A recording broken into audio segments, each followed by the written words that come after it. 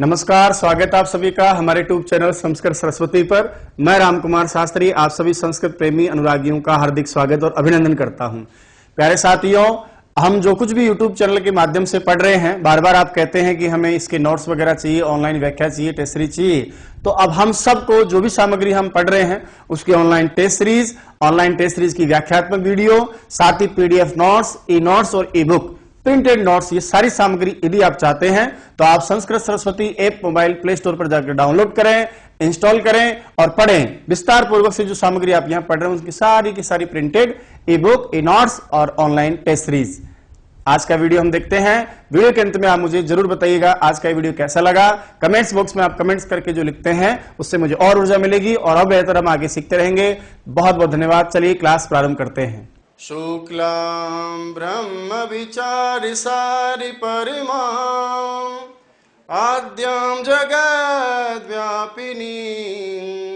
वीणा पुस्तकधारिणीं अभयदां जाड्यान्धकारपहां हस्ते स्फाटिकमालिकां विदधतीं पद्मासने संस्थितां वन्दे तां परमेश्वरीं भगवतीं बुद्धिप्रदां शारदां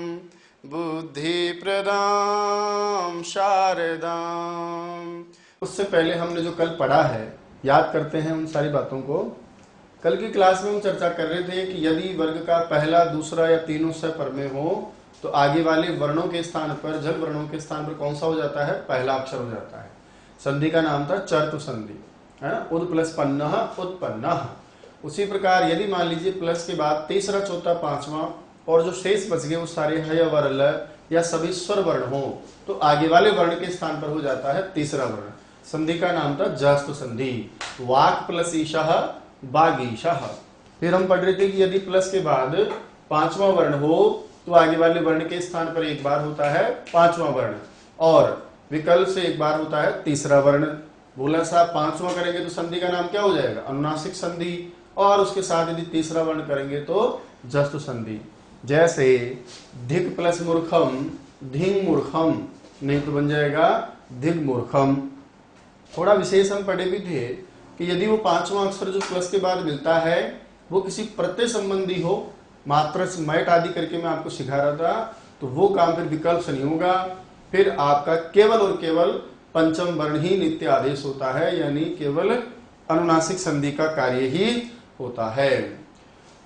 जैसे चिद प्लस मात्रम तो चिन्ह मात्रम ही बनेगा, फिर चिद प्लस मयम चिन्हमयम ही बनेगा। फिर आगे बढ़ रहे थे, हम पढ़ रहे थे कि प्लस से पहले म और न हो तो हम उसको क्या कर देते हैं? अनुस्वार कर देते हैं, यदि पर में हल या छल हो। एक सूत्र था मौनुस्वार, कह रहा था पद के अंत में मैं को अनुस्वार हो जाता है, व्यंजन वर्ण पर में होना चाहिए।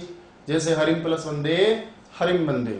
एक और सूत्र तो जो कह रहा था कि भैया पद के बीच में भी यदि म और न मिल जाए और उसके बाद में यदि किसी भी वर्ग का झल वर्ण 1, 2, 3, 4 या तीनों सा वर्ण हो तो उसको भी आप अनुस्वार कर सकते हैं।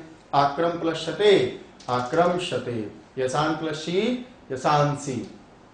फिर आगे बढ़े, एक अपवाद भी मिला सम प्लस राट, बोला सम्राट ही बनेगा। सम के मैं को राज धातु जो कि प्रत्यांत है उसके पर में रहने पर उसको हम मैं को अनुस्वार नहीं करते हैं, इसलिए हमारा शब्द क्या बन गया था? सम्राट बन गया। फिर आगे बढ़े, अनुस्वार के बाद में यदि कोई नाक वाला अनुनासिक वर्ण का परिवार का सदस्य हो वो कौन कौन हो सकते हैं? तो पू चुटू तुपू में से कोई अक्षर आ जाए या फिर य वाला में से, क्योंकि य वाला दो प्रकार के, य वाला न्या वाला। तो बोला कि हम क्या कर देंगे? अनुस्वार के स्थान पर पंचम वर्ण यानी कोई अनुनासिक वर्ण हो जाता है। ये काम अपदांत में अनुस्वार करने के बाद नित्य हो रहा था। अम प्लस किताह अंकिताह, अन प्लस सिताह अंचिताह। बोला वापदांतस्य, यदि किसी शब्द रूप के अंत में, धातु रूप के अंत में ऐसी स्थिति हो और वहां अनुस्वार मिले तो फिर ये काम एक बार अनुस्वार को पंचम वर्ण बनाएंगे और एक बार नहीं बनाएंगे। त्वं करोषि, नहीं तो आप कह सकते हैं त्वं करोषि। दूसरा हमने ये भी देखा कि यवल पर में हो तो एक बार अनुस्वार के स्थान पर वाला हो जाता है। सम प्लस यंता संयंता, यम प्लस लोकम यं लोकम, सम प्लस वत्सरा संवत्सरा। दोस्तों यहां तक की चर्चा हम कर चुके थे। पर सवर्ण संधि का हम अध्ययन कर चुके हैं हालांकि इसी परसवर्ण में एक लत्व परसवर्ण और आती है, लेकिन लत्व का तालमेल कहीं ना कहीं छत्व संधि के साथ बहुत बढ़िया बैठता है। इसलिए मैं चाहता हूं कि संधि को यहाँ नहीं पढ़ा करके थोड़ा मैं आपको बाद में पढ़ा है। तो वो भी परसवर्ण का ही रूप, यहाँ अनुस्वार का आपने परसवर्ण किया है, वहां पर जय वर्णों का तवर्ग का परसवर्ण होता है। लेकिन उससे पहले मैं आपको चाहता हूँ एक अलग ही दूसरी संधि का नाम लेना, जिसका नाम है पूर्व स्वर्ण। याद रहे आपने 5 संधि अब तक पढ़ ली है। छठी जो संधि है उसका नाम है, वो हम पढ़ेंगे एकदम परसवर्ण का विपरीत कार्य वाला, या परसवर्ण का एकदम विपरीत शब्द, नाम है उसका पूर्व सवर्ण। अब देखिए मैंने आपको जो परसवर्ण प्रारंभ किया था तब दोनों शब्दों के अर्थों को समझाने का प्रयास किया था और आपसे कहा था कि भैया देखो पूर्व वर्ण होगा एक परवर्ण होगा, पूर्व वर्ण और परवर्ण में से मान लीजिए अब तक आपने क्या किया था, बाद वाले के जैसा किसकी जगह बिठा रहे थे आप, पूर्व वाले की जगह। तो पूर्व वाला खत्म, बाद वाले के समान वर्ण आपने रखा, पर के समान वर्ण आपने रखा, जिससे अनुस्वार था ना, अनुस्वार को हटा दिया और अनुस्वार की जगह हुई खाली। अब उसमें आपने क्या किया, बाद वाले के जैसा जो अनुनासिक वर्ण था या नासिक वाला वर्ण था वो आपने वहां लगा दिया। तो पर के समान किया, तब तो क्या काम कर रहे थे आप, परसवर्ण कर रहे थे। अब ये एकदम उल्टा काम हो जाएगा, क्योंकि अब हम क्या करने वाले हैं, पूर्व के समान अक्षर लाएंगे। तो पूर्व के समान का मतलब उसको तो छेड़ेंगे ही नहीं हम। अब स्थिति क्या होगी कि एक पूर्व अक्षर होगा, एक आपका पर अक्षर होगा, और अब पर अक्षर के स्थान पर यानी खत्म चला जाएगा ये मानो आप, और पूर्व के जैसा देखना कि देखिए आगे कौन सा वाला बैठा है, अच्छा ये वाला बैठा है, तो इसके परिवार का इसके समान वर्ण कोई यहाँ आकर के बैठ जाएगा। पूर्व के जैसा बनाओगे तो अब संधि का नाम बताओ क्या हो जाएगा, पूर्व के समान वर्ण वाली संधि। समान वर्ण सवर्ण है, पूर्व के समान वर्ण है, इसलिए इसका नाम पूर्व सवर्ण संधि है। कोई बात नहीं, यदि इस सारी बातें समझ में नहीं भी आ रही हो तो दिक्कत नहीं है, क्योंकि हम तो एक एक को उठा करके सीखने वाले हैं ना भैया। अब देखिए यहाँ पर जो ग्रंथकार ने सूत्र बताए हैं हमको, उस सूत्र का नाम है झयो हो अन्यतरस्याम, झयो हो अन्यतरस्याम। लीजिए साहब, ये आपका एक सूत्र है जो पाणिनि के अष्टाध्यायी में लिखा है पुरुषवर्ण के लिए, झयो हो अन्यतरस्याम। क्या कहता है, जिस स्तर पर हम बात करें, मैंने पहले कहा कि मैं शास्त्र की चर्चा नहीं कर रहा, ये तो पता नहीं पदांत जय को कुछ कर रहा होगा, ये जो भी कर रहा होगा, जो भी कर रहा होगा, हमें इससे ज्यादा विशेष मतलब नहीं है। हाँ इतना जरूर समझ लो कि सूत्र में एक शब्द लिखा है अन्यतरस्याम, और अन्यतरस्याम का मतलब होता है भैया कैसे, विकल्प से। इसका मतलब एक बार तो ये काम होगा और एक बार ये काम नहीं होगा। जब होगा तो कुछ और रूप बनेगा, जब नहीं होगा तो कोई और रूप बनेगा।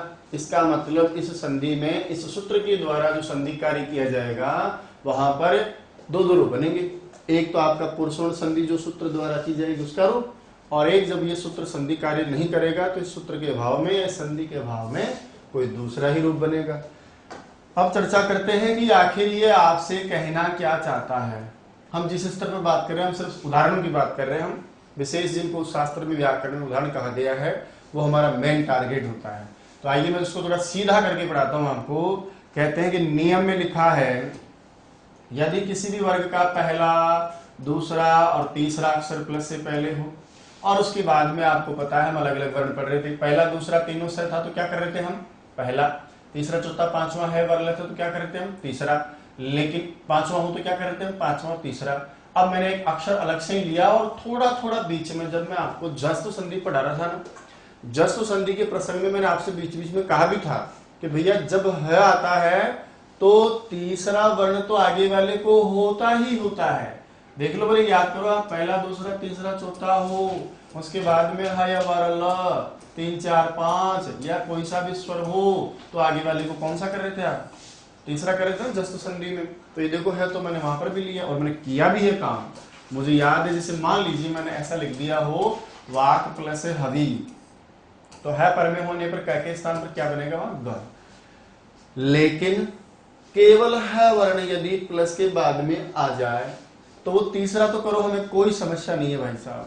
लेकिन ये संधि का नियम क्या कहता है कि पहले दूसरे तीसरे चौथे अक्षर के बाद यदि है वर्ण आ जाए तो है के स्थान पर, किसके स्थान पर, है के स्थान पर आगे वाला जो भी अक्षर बैठा होगा उस अक्षर के उस वर्ग का चौथा अक्षर हो जाता है। बोलिए साहब कौन सा वर्ण हो जाता है? चौथा वर्ण। यानी ह वर्ण यदि प्लस के बाद इस कंडीशन में, तो ह वर्ण तो जाएगा और ह के स्थान पर नंबर 4 आएगा। सीधा समझिए आप। बोला नंबर 4, कौन सा नंबर 4? बोला भैया आगे वाले अक्षर को देख लो। आगे वाला यदि क वर्ग का अक्षर है तो क ख ग घ से में घ आ जाएगा। आगे वाला अक्षर यदि च वर्ग में है तो च छ ज झ ऐसे आ जाएगा।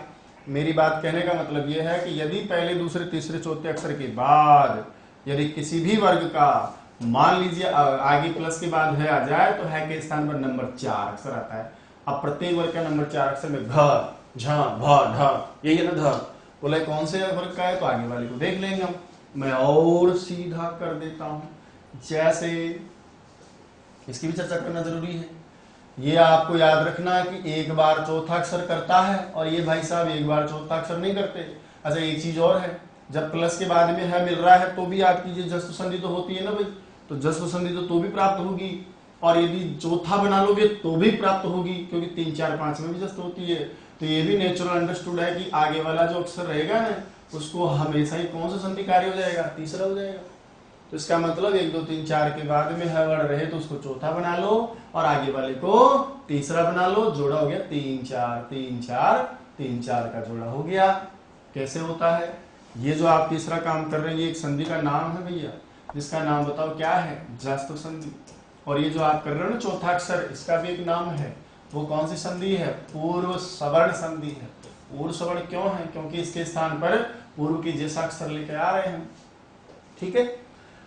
अब ये काम कैसे होता है? विकल्प से होता है। एक बार ये चौथा होगा तो तीसरा चौथा रहेगा। जब आप ये काम नहीं करोगे चौथा वाला तो तीसरा अक्षर रहेगा, तो जस्तु संधि तो साथ चलेगी चलेगी। तो तैयार बैठी भैया है रखे तो भी मैं तो होंगी। और यदि चौथा अक्षर करोगे कोई सा भी झपा घड़ा धा में से कोई सा भी लेकर आओगे तो भी होंगी। अब मैं थोड़ा विस्तार करता हूं ताकि आपके समझ में आए बात। मान लो जैसे प्लस से पहले कोई सा भी वर्ग का अक्षर है, जैसे आपके यहाँ का वर्ग का अक्षर मान लो, क ख ग को समझा, पांचवें को नहीं समझा, और उसके बाद में आपका आ गया है। ऐसी स्थिति भी हो सकती है ना, च छ ज या च छ ज झ हो सकता है। उसके बाद में ह अक्षर हो सकता है, ऐसी भी स्थिति हो सकती है ना। इसके बाद में ट वर्ग का अक्षर हो, उसके बाद में ह वर्ण हो, ऐसी भी स्थिति हो सकती है ना।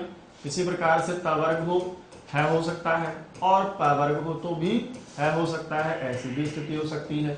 तो कहा कि जब है से पहले किसी भी वर्ग का पहला दूसरा तीसरा चौथा अक्षर हो तो है के स्थान पर नंबर 4 होता है। अब बताइए है चला जाएगा है की जगह आगे वाले का नंबर 4, ऐसे इसका नंबर 4। क वर्ग का अक्षर हो तो क का चौथा अक्षर क्या होगा भाई? ग हो जाएगा। यदि च वर्ग है तो च वर्ग का चौथा अक्षर क्या होगा? च छ ज झ हो जाएगा। ट वर्ग का अक्षर है ट ठ ड ढ में से कोई हो तो है के स्थान पर हो रहा, ध्यान रहे, तो वो आ जाएगा आपका कौन सा अक्षर? ढ अक्षर हो जाएगा। त वर्ग का अक्षर हो तो ता था द ध हो जाएगा। प वर्ग का अक्षर है तो फिर बताइए क्या हो जाएगा? प फ ब भ हो जाएगा। ये लो सर, यानी इस स्थिति में यह उठ जाएगा और उसकी जगह ये सेट हो जाएगा। यही है आपका पूर्व सवर्ण संधि का प्रोग्राम। और याद रखिएगा आगे वाले को 100% तीसरा अक्षर हो जाएगा। 3 4 3 4 3 4 का जोड़ा बनेगा। एक उदाहरण को मैं बहुत विस्तार से ले लेता हूं, बाकी उदाहरणों को आप सीधे रूप में समझ जाएंगे। कैसे? तो जैसे उदाहरण के लिए मान लीजिए हमने लिया, बहुत प्रसिद्ध उदाहरण है वाक वाणी और उसके हरि यानी भगवान। तो पढ़िए क्या लिखा मैंने? वाक प्लस हरि। ये तो मैंने सबसे पहले क्या कर दिया? इसका विच्छेद कर दिया। अब मेरे पास देखिए आगे जब मैं देख रहा हूं तो पहला अक्षर कौन सा आ रहा है भाई? वाक। और वाक के बाद में बताइए कौन सा अक्षर है? वाक जो आपका अक्षर है वो कौन से नंबर का है? पहला। पहले अक्षर के बाद में कौन सा अक्षर मिला? है। तो याद कीजिए, एक संधि पढ़ रहे थे, आपको याद हो तो कौन सी संधि पढ़ रहे थे हम? जस्व संधि। जस्व संधि क्या कह रही थी? तीसरा चौथा पांचवा है वर्ल या कोई सा भी स्वर हो तो आगे वाले को हम करते हैं तीसरा। चलो भैया कै की जगह बताओ क्या हो गया? क ख ग, ये हो गया ग, और फिर आगे क्या बचा हुआ है? हरि। बात यही खत्म हो जाती तो और बात थी। अभी भी आप देख लो, बोले है तो बैठा ही ना तैयार, जस्ट करने के बाद भी कोई फर्क पड़ने वाला नहीं है। देख लो, बोले तीसरा अक्षर है, 1 2 3 4 में से कोई सा भी हो, पहले ह वर्ण हमको दिख रहा है भी तो आगे वाले को देख करके हम ह के स्थान पर नंबर 4। बोला किसका नंबर 4 लेकर आए? बोले ग का ले आओ भैया, आगे वाले अक्षर का नंबर 4 आता है। लीजिए साहब, है के स्थान पर नंबर 4 लाओ देखे, क ख ग घ, तो ग के वर्ग का नंबर 4 घ, तो हरी की जगह तो क्या बन गया, घरी। और आगे क्या है, वाग, आधा ग ऐसे लिखा जाता है भैया।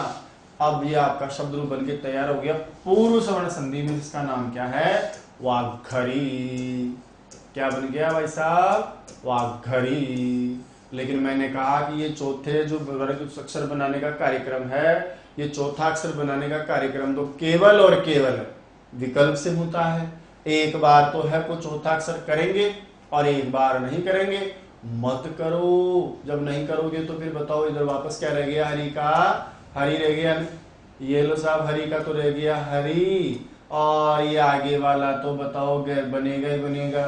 क्यों बनेगा, क्योंकि है वरल और 3 4 5 हो, तो जस संधि करने में तो कोई समस्या ही नहीं ना आपको, तो क्या को तो बनेगा ही बनेगा, चाहे कुछ भी हो जाए। तो ये 2 रूप बनेंगे दोस्तों, याद रखिएगा। पहली जो प्राथमिकता देंगे वो हम देंगे किसको, पूर्व सवर्ण के रूप को, और दूसरी जो प्राथमिकता देंगे वो किसको देंगे, हम जस्व के रूप को। इस प्रकार से पूर्व सवर्ण संधि का मतलब होता है कि पहले दूसरे तीसरे चौथे अक्षर के बाद जैसे ही है आए, दिमाग में आ जाना चाहिए, और रे भैया है आ गया, ये जाएगा, और है के स्थान पर नंबर 4 आएगा। और जैसे ही नंबर 4 आएगा तो आगे वाले को भी जस्ट में क्या होना, 3 होना गारंटी के साथ। ये देख लो बोले आप जोड़ा कुछ भी रहा होगा वहां, लेकिन यहाँ ग घ कुछ भी आएगा ऐसे, जो तीसरा चौथा जोड़ा मिलेगा आपको, ज झ ड ढ ऐसा ही बनेगा। चलिए विस्तार से हम कुछ और उदाहरणों के साथ इसका हम पठन पाठन करते हैं, आगे ले लेते हैं। थोड़ा बोर्ड कम नहीं पड़े अपने पास, क्यों भैया। चलिए साहब, जैसे और देखते हैं, यादृक प्लस हवी। क्या लिखा मैंने, यादृक, आगे है यादृक यानी जैसे, और हवी। पहले जस्ट संधि कार्य करेंगे ना, बताइए यादृक की जगह पहले के स्थान पर कौन सा हो जाएगा, तीसरा। उसके बाद में क्या है, हवी। अब बताइए वही स्थिति बनी हुई है अभी भी, 1 2 3 4 में 3 मिला, प्लस के बाद है मिला। अब बताइए है के स्थान पर नंबर 4, बोला किसका नंबर 4, आगे वाले का नंबर 4। बताओ आगे वाला कौन से वर्ग का अक्षर है, क वर्ग का। तो आप कर देंगे आगे वाले के स्थान को देख करके, बाद में जो आपका है उसके स्थान पर नंबर 4। बताओ ये ग है ना, तो ग को देख करके ग घ हो गया, और ये आपका बन गया हवी की जगह घवी, हवी की जगह घवी। और आगे वाला है तो ये तो बन गया आपका पुरुष सवर्ण का रूप। बोला ये तो एक बार होता है, एक बार नहीं होता। बोले मत करो, हमें कोई समस्या नहीं है, लेकिन तीसरा अक्षर तो होगा ही होगा ना भाई। ये आपका जस्त संधि का रूप हो गया। वापस लिख देता हूं मैं एक बार, ये तो आपका पूर्व सवर्ण का काम हुआ, ठीक है। और ये जो आपने पूर्व सवर्ण नहीं किया है को है ही रखा, तो जस्ट तो काम तो हुआ ही ना भाई। तो ये 2 रूप आपके संधि कार्य में चलते हैं, हमेशा के लिए याद रखना। आगे बढ़ो भाई साहब, कहते हैं जैसे ऋत्विग, जो यज्ञ में आहुति देने वाले होते हैं उनको बोलते हैं ऋत्विग। और ये 4 प्रकार के 4 वेदों के होते हैं। जो मंत्रों का आह्वान करता है उसको हम क्या बोलते हैं, होता, बुलाने वाला। देखो देखे ऋत्विग है, ऋत्विग में बताइए पीछे क्या है, क, पहले जस्ट कार्य में क्या हो जाएगा इसको, ग, आगे क्या है, होता। बताइए साहब 1 2 3 4 के बाद में है, तो है के स्थान पर नंबर 4, क ख ग घ, तो होता की जगह क्या हो गया, भूता। और आगे क्या लिख रखा है आपने, ऋत्विग। लीजिए क्या बन गया, ऋत्विग घोता। और मैं कहूंगी एक बार होता है एक बार नहीं होता। जब नहीं होगा तो भाई साहब ऋत्विक तो बनेगा ही बनेगा, तीसरा तो करेंगे ही करेंगे, और है का है रख दो, हमें क्या मतलब। ये काम हम पहले पढ़ चुके हैं एक तरह से, बस ये नहीं पढ़ा था हमने एक्स्ट्रा कि भैया है के स्थान पर नंबर 4 भी होता है। अब मान लीजिए इस प्रकार से आगे अक्षर आ जाए आपका कौन सा, च वर्ग का। जैसे मान लीजिए यहां आ गया अच प्लस हल, अच प्लस हलह, ये आपका ऐसा मैंने दे दिया। अब मुझे बताइए आगे कौन से वर्ग का अक्षर है, च वर्ग का, प्लस के बाद मिल गया ह वर्ण। बताइए पहले तो हम जस्ट संधि कर सकते हैं आराम से, तो ये लीजिए साहब, च के स्थान पर तो नंबर 3 करो, क्या हो गया, अज। आगे क्या है, हलह। 1 2 3 4 के बाद प्लस के बाद है का मिला, है के स्थान पर नंबर 4। अब बताइए है के स्थान पर जो नंबर 4 आएगा वो किसका नंबर 4 आएगा, पूर्व के समान जो वर्ण बैठा है, पूर्व का जो वर्ण उसका जैसे 4 आएगा। तो बताइए च वर्ग का चौथा नंबर कौन होता है? च, छ, ज, झ। तो है की जगह झ बन गया झला, और आगे क्या बैठा हुआ है? अज। मिला दीजिए, क्या बन गया? अझला। बोला साहब एक बार होता है, एक बार नहीं होता चौथा। तो बोले हमें क्या परेशानी है साहब, हम ऐसा कैसा लिख देंगे, हले का हले रहेगा, लेकिन अज तो जस्ट संधि में बनेगा ही बनेगा ना भाई। इसी प्रकार से अच प्लस रस्व, अच का मतलब होता है स्वर। कैसा स्वर? रस्व स्वर। वही सेम प्रक्रिया है। अच के स्थान पर हम करेंगे जस्तों में अज, आगे है ह्रस्व। बताइए है, यहाँ कौन कौन है भी है और र भी है। अब है के स्थान पर नंबर 4 आएगा, च छ ज झ। इसमें क्या मिलेगा पता है क्या आपको? र। और जब झ में र मिलता है तो उसकी स्थिति ऐसे दिखाई जाती है। अच्छा, कई बार हमने देखा होगा ऐसे भी हम कह देते हैं, ध्यान रहे। चलिए तो बनाइए साहब, ये बन गया अज, है के स्थान पर आ गया झ, इसमें लिया र की स्थिति इसने ऐसे, और आपका बन गया ध्रस्व। पढ़ा होगा आपने उकाल और ध्रस्व, एक सूत्र है संस्कृत में। बोला ये तो करता है एक बार नहीं करता है। जब नहीं करेगा तो फिर ह्रस्व का ह्रस्व ही रह जाएगा, हमें कोई समस्या नहीं है। और देखिए इसी प्रकार से अच प्लस हवीहि, अच प्लस हवीहि। अच के स्थान पर नंबर 3 क्या होगा? अज। आगे क्या लिखा हुआ है? हवी। बनाते चलो साथ के साथ। अज चौथे नंबर का अक्षर कर दूं क्या हो जाएगा? च, छ, ज, झ। तो हवी की जगह बताओ क्या बन गया? झवी। एक बार होता है, एक बार नहीं होता। जब नहीं करोगे तो क्या रह गया? अझवी। मैं कह रहा था कि जैसे ही चौथा अक्षर करोगे ना, आगे वाले को तीसरा रहेगा। 3 4 का जोड़ा 3 4 3 4 3 4। देख लो, ग घ, ग घ, ज झ, ज झ, ज झ। ये जोड़ा आपका हमेशा चलेगा। यदि मान लीजिए साहब आ जाए टा वर्ग का अक्षर, ऐसा भी तो आप कह सकते हो ना। मैंने कह दिया सट प्लस हया, 6 घोड़े। ये जस्ट संधि भी पढ़ाया था मैं आपको। यहाँ जो रूप बनेगा ना वो वाला। लेकिन मैंने कहा था कि विशेष नियम आगे भी प्रक्रिया बढ़ जाती है, एक और संधि रूप बनता है। तो सट प्लस हया। बताइए पहले हम जस्ट संधि में ट के स्थान पर तीसरा क्या करते हैं? ट ठ ड ड, ड हो गया। उसके बाद में क्या है? हया। आगे 1 2 3 4 मिला, तीसरा प्लस के बाद में है के स्थान पर नंबर 4। बोले कौन किसका नंबर 4? आगे वाले अक्षर का नंबर 4। ट ठ ड ढ। तो हया की जगह हो गया ढ या, और उससे पहले कौन बैठा है? षड। या आपका बन गया षड्ढया। बोला ये तो एक बार होता है, एक बार नहीं होता। जब नहीं करोगे तो याद करो हम जस्त संधि में क्या रूप पढ़ चुके हैं? षड्ढया। ठीक है।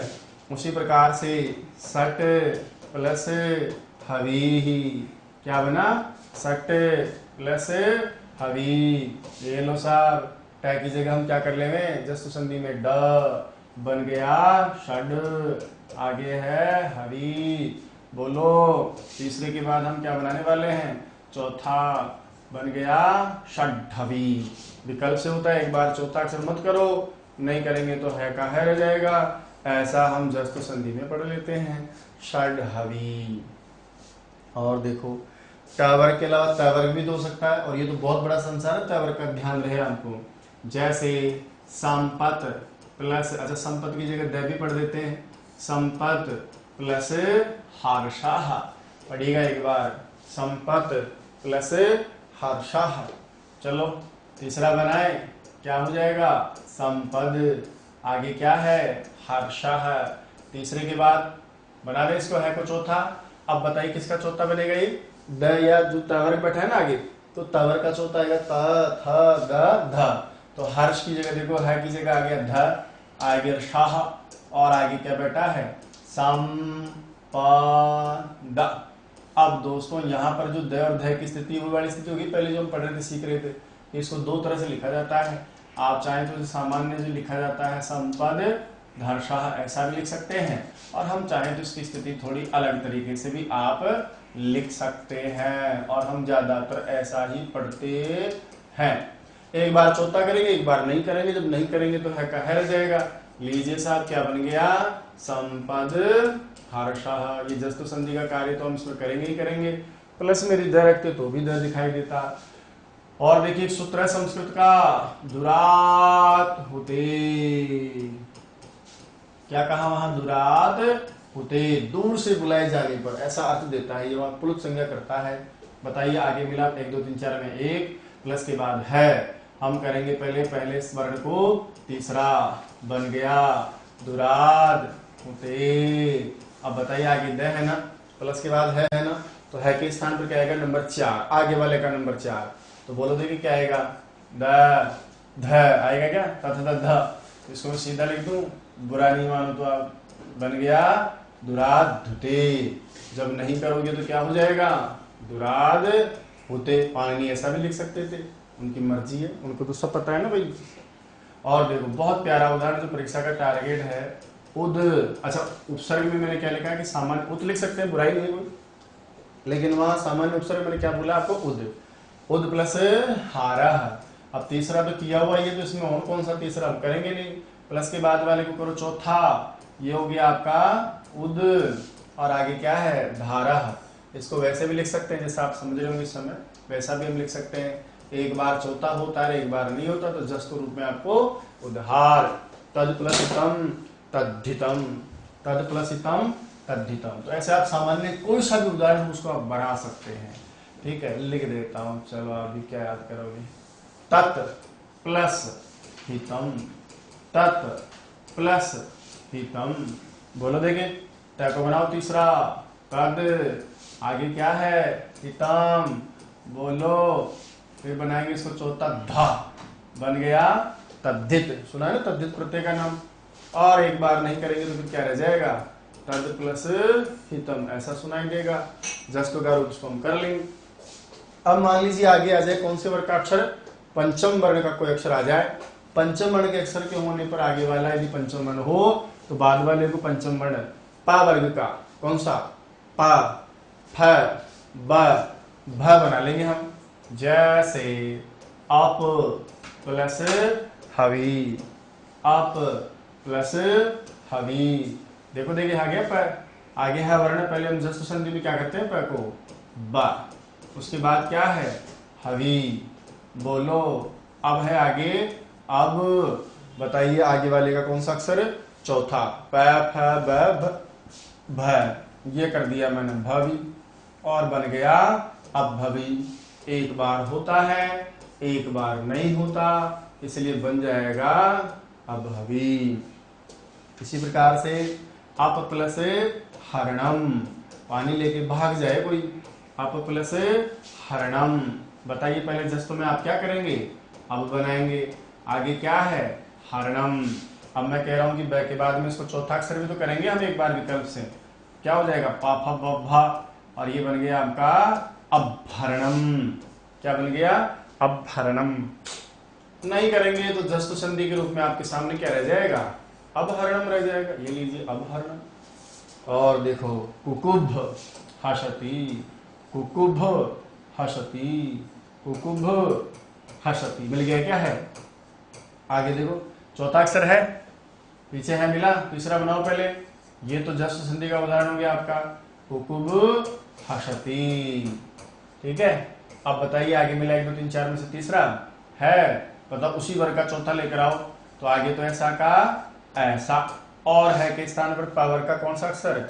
चौथा भ। तो हसती की जगह क्या हो गया? भसती हो गया। पढ़ के सुनाओ, देखे मजा आएगा आपको। कुकुभ भाषती। और एक बार जब हम नहीं करेंगे चौथा अक्षर तो कुकुभ हसती। ये लो साहब, ये जस्ट संधि में आपका उदाहरण हो गया है।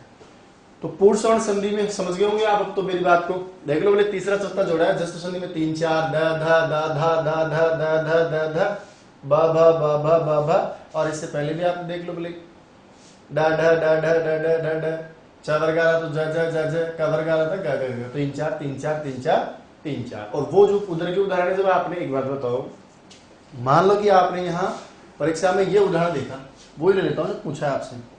जैसे मान लो हमारी एक परीक्षा में एग्जाम में आपको उदाहरण पूछा कि बताओ वाघरी में संधि का नाम कौन सा है?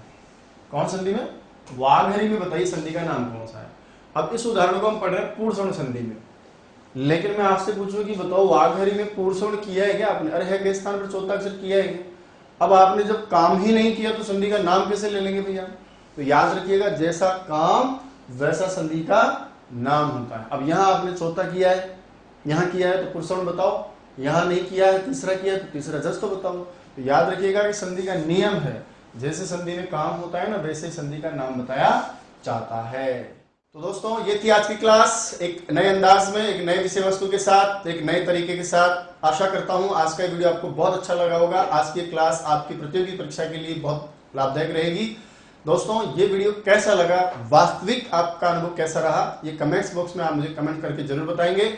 आपके कमेंट्स को पढ़ करके मैं जवाब दूंगा और भी हम बहुत सारी अच्छी अच्छी चीजें पढ़ते रहेंगे, सीखते रहेंगे। आपके कमेंट्स से मुझे जो ऊर्जा मिलती है, यकीन मानिएगा आने वाली क्लासें और भी जोरदार होंगी, आपके लिए जो वास्तव में फायदेमंद रहेंगी। रीट और सीटेट या कोई भी सीट परीक्षा होगी उसमें हम बहुत अच्छे प्राप्त करेंगे। बने रहिएगा चैनल के साथ। जय तो संस्कृतम, जय तो भारतम।